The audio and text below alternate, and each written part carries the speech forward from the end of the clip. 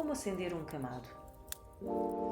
Começamos primeiro por retirar tudo o que nós utilizamos no último cozinhado. Depois vamos mexer o carvão de forma a que as cinzas caiam para a gaveta. Depois limpamos a gaveta. É um ótimo fertilizante. E de seguida voltamos a repor a gaveta, deixando a porta aberta. Se precisarmos para o nosso cozinhado, podemos colocar um pedaço de azinho e depois vamos encher o cesto até mais ou menos 2/3 de carvão. Colocamos uma acendalha no meio.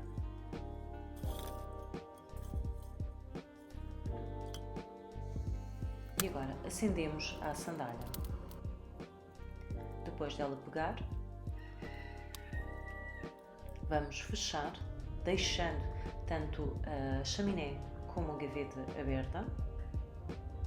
E passados mais ou menos uns 15 minutos, o nosso lume está aceso e está pronto para cozinhar.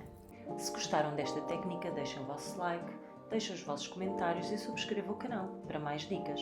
Obrigada!